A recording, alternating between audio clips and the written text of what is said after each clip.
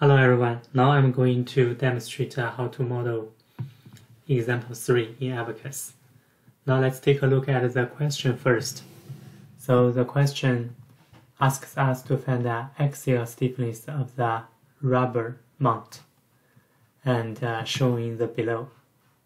The mount is bounded at both ends to steel plates, so it will experience axial loads up to 55 kilonewton. It is distributed uniformly across the plate. So the cross-section, geometry, and dimensions are given. So here is the dimension of this rubber mount. So assume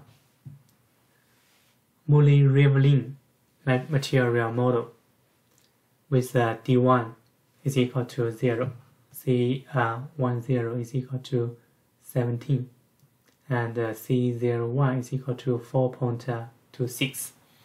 So when D1 is equal to 0, it's an incompressible hyperelastic model. And with D1 is equal to 0.5, and C10 and C01 is exactly the same with the first case. So for second Mooney Rivlin model, it's compressible. Now let's create this part first. So if we take a look at this structure, we know that this structure is axial symmetry. So we can just model this cross section instead of using the entire structure. Now let's get started. So we are going to create a part. So we are going to use that. Now let's call it a rubber mount, and we are going to use the axial symmetric deformable shell and use the default one 200 because the maximum dimension is 100. Let's click continue. So I'm going to create a random geometry first and then put a dimension to control it. So let's create a random rectangular, and then I'm going to put dimensions to constrain it. So first, this edge is 10 millimeter away from the central line. So let's select this and this. So I used add dimension, and it's 10. Hit enter, right? And then this dimension is 50. So let's click here and select this and put 50 here and hit enter. And now let's check the height, which is 60. So let's select this edge, and it's 60. So it's exactly 60. So we don't need to make any changes. And now we need to create the steel plates on both sides. So let's create 2 random line, and then add a dimension. So this and this. So we know it's this is 50, this is 60. So the thickness of each steel plate is 5 millimeter. So let's put 5. And here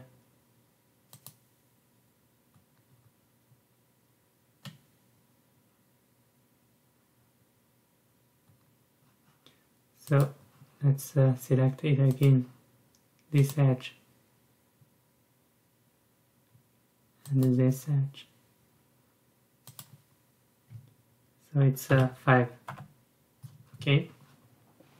Now we are going to create this arc. and the center of this arc is 100 and half of the head, so 130. So let's put a 130 and hit enter. And now we select this point.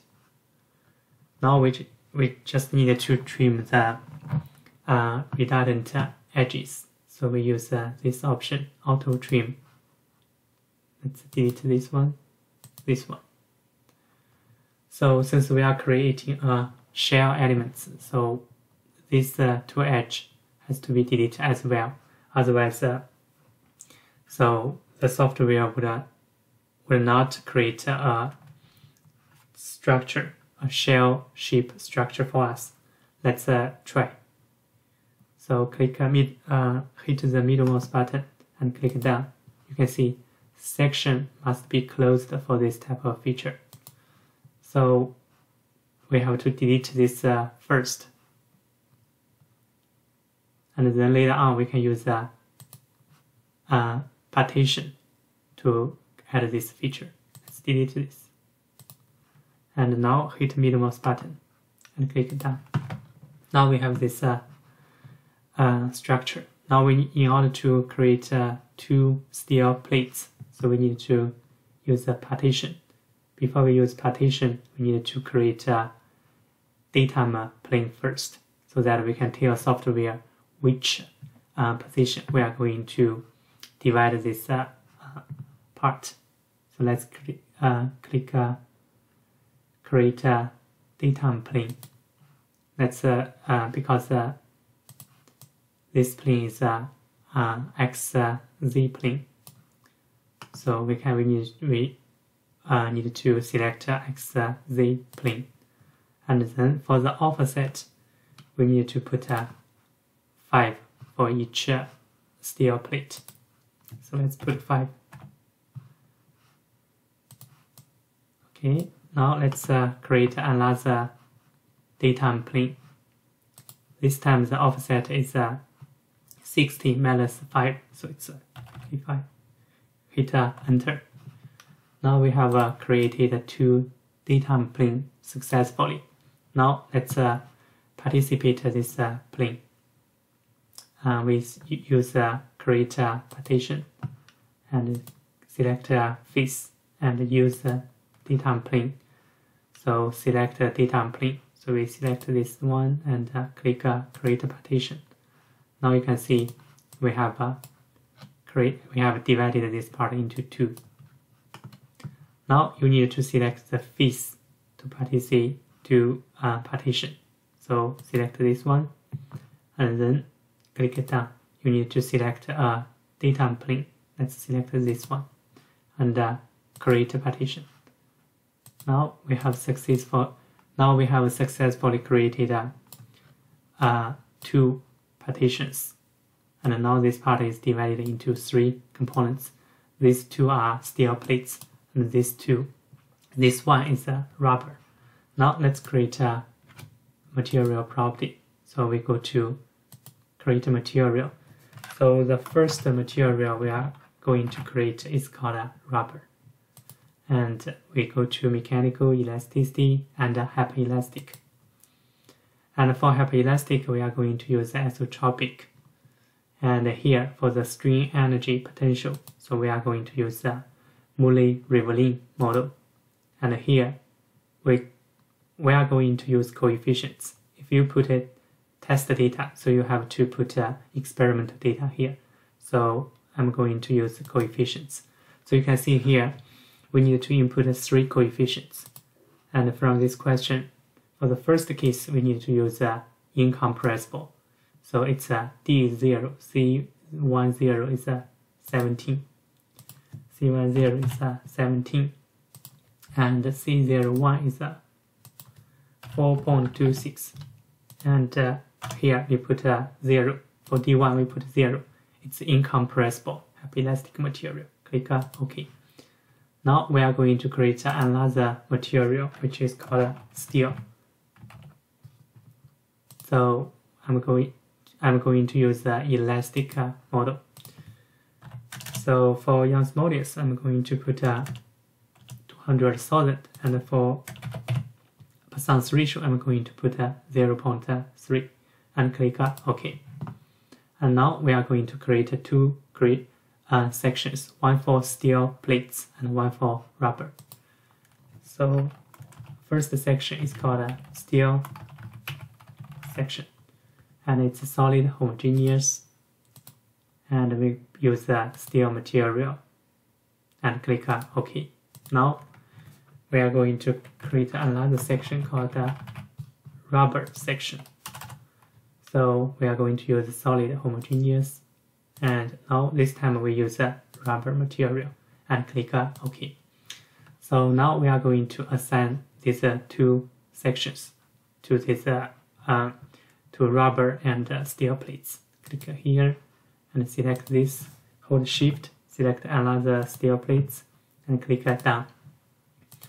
This time we are going to use steel. Here I spelled it wrong, it's called steel section. So click OK. And for this one, we are going to use the rubber section. Click OK.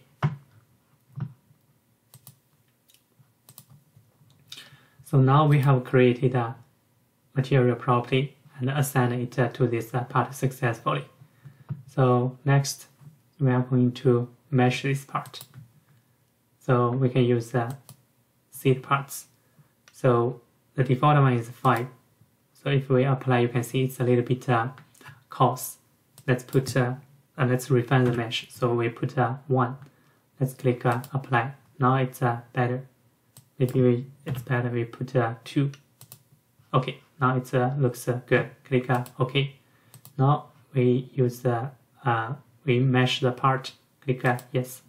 So you can see here we have some distortion, which is which we don't want. So let's use the mesh control and select this part and hit the middle mouse button, and we use the quad and select this one to minimize the distortion and click OK. Then delete the old mesh.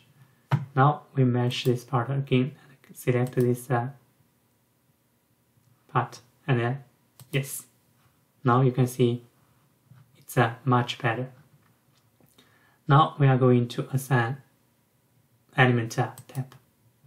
So here let's use the same Elementa Tab for this part, and we are going to use the axial symmetry stress.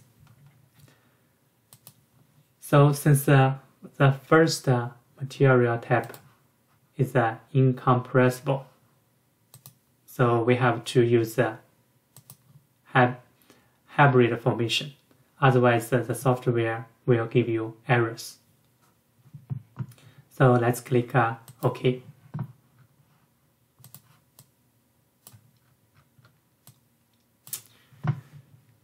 So next, we are going to create an instance. So click this one and click OK. Now we have an instance. Now we are going to create a analysis step. So for this step, we are going to use a static general. And you have to put nonlinear geometry on. And here we can use a smaller value so that we can have more data points. And click OK. Now we have this step. So we need next we are going to apply boundary conditions. So we are going to fix the bottom, and for the top, so we are going to apply a force. And in order to get the axial stiffness, so I'm going to use a rigid body to constrain the top edge. That way, we can only have we need to create a reference point. So for the entire top surface, we only have 1 degree of freedom. So because all nodes on the top edge will attach to the reference point. So the advantage of doing this is after simulation, we can only check the vertical displacement at that point. So then we can calculate axial stiffness easily. So I'm going to create a reference point. In order to create a reference point, you need to go to the interaction and click reference point. Select this point. And then the top edge needs to be constrained to this reference point. So I'm going to use a rigid body constraint. Click continue. And for the region, I'm going to use tie. I'm going to tie this edge to this reference load. Then the entire surface will have 1 degree of freedom, which is exactly the same as the reference point. Now let's add boundary conditions. So for the boundary condition, I'm going to use encapsula for the bottom edge. Let's call it bottom. So select this edge and click down. Select encapsula. And for the top edge, I'm going to apply a concentrated load. So which is equal to 55 kilonewton. So negative 55 Newton. And click OK.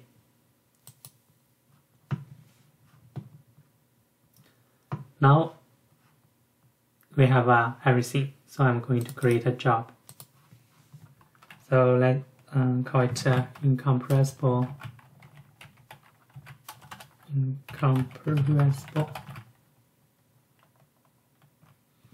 And click continue. Click OK. Now let's submit the job.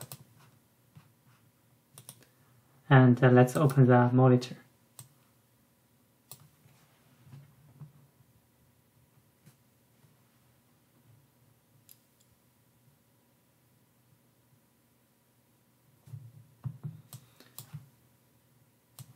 So we can see the analysis input file process has completed. So we can see the job has been completed. Now let's check the results. Go to the results, and so we can see here the displacement is very small.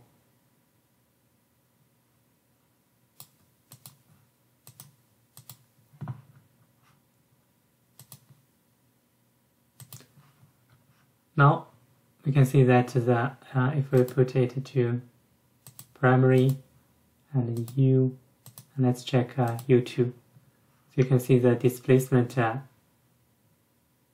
is very small.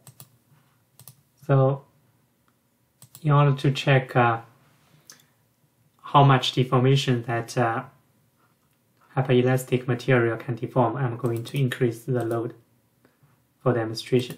So here we need to, I think I put a wrong force. So it's 55 kilonewton. So it's I need to put 1000 here. Yeah, that's why we have this small deformation. Now let's try it again.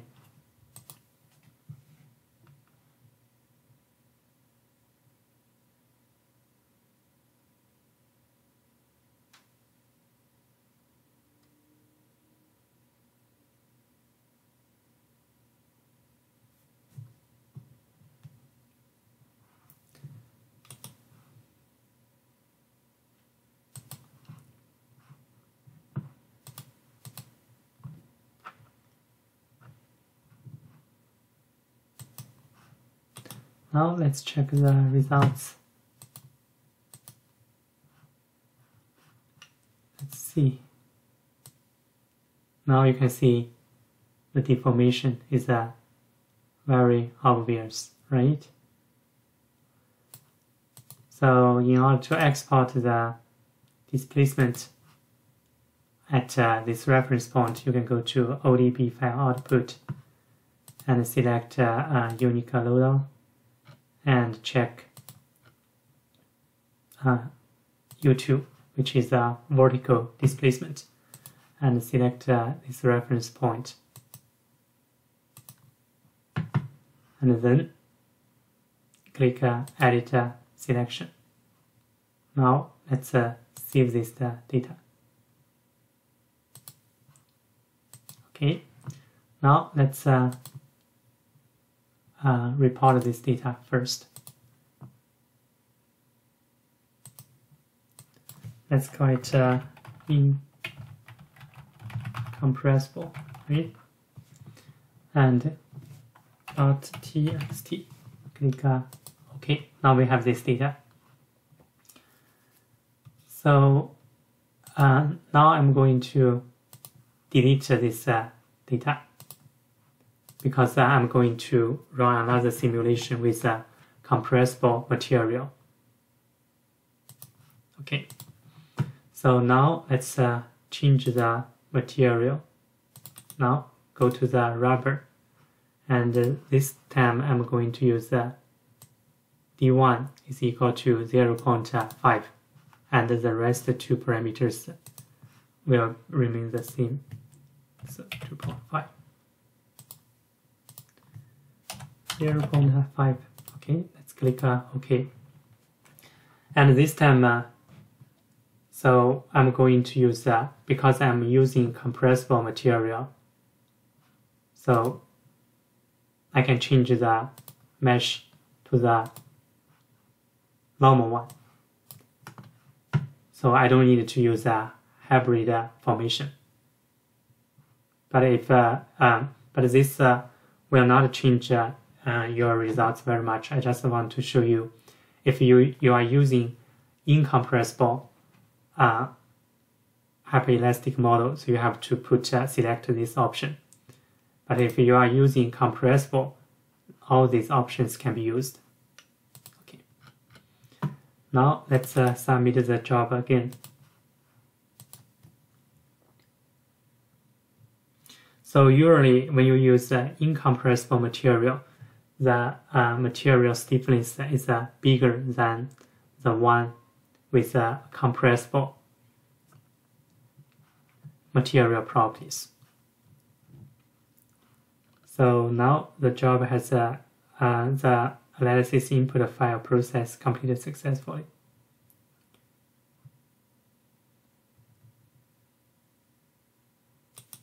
Okay, it has been completed successfully. Let's check the results. So you can see this when we use compressible material, it's less stiff, right? Okay. Now let's export the displacement. So U2, and let's select this reference point, edit selection, and save data, and click OK. Now let's export this data. So this time we call it compressible, right? And click OK. Now let's check it quickly. So compressible and incompressible. Let's open Excel and check it quickly. Click browser. Let's go to this folder and put to all files. Let's select both. Click open, and I'm going to use this fixed finish, fixed, next finish. So now this is incompressible, right? So let's put incompressible here, and now we put compressible here.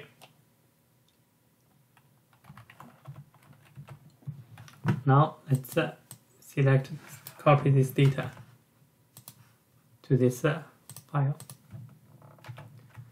Okay, so now we have this data. So next I'm going to calculate, I'm going to plot these two curves. So this is the time. This is the time accumulated increment size. And it times the load, 55 kilonewton. I'm going to use kilonewton. Is equal to the load applied in this time increment. And it's equal to this is the displacement. So let's drag this all the way down here. So at the last step, you can see 55 kilonewton concentrated load is applied. Now let's calculate the applied load for compressible case. It's equal to 55, and this is equal to this. Now let's drag this all the way down here. Now let's plot this. So let's just use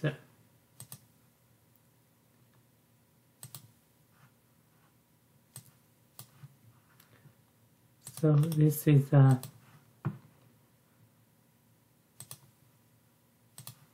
let's select this is incompressible,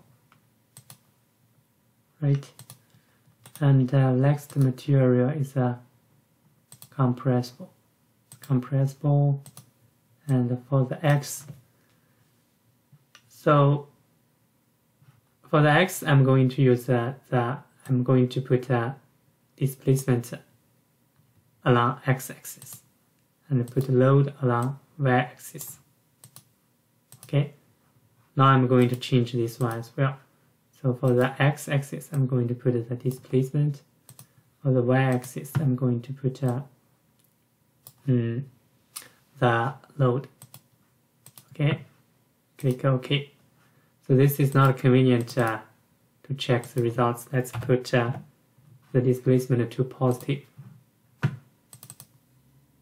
So let's drag this all the way down to update. And here similar, put a negative sign here and drag this all the way down here. So now let's put the legend. So we can see when the material is so this is the load, this is the displacement, right? So when the material is incompressible, it's a way stiffer than the compressible material. So when we use Mooney Rivlin model, it's non-linear, but the non-linear effect is not very obvious. So in order to be highly non-linear, you might need to add more terms, or you can just try to change this share C10 and C01 to make it more non-linear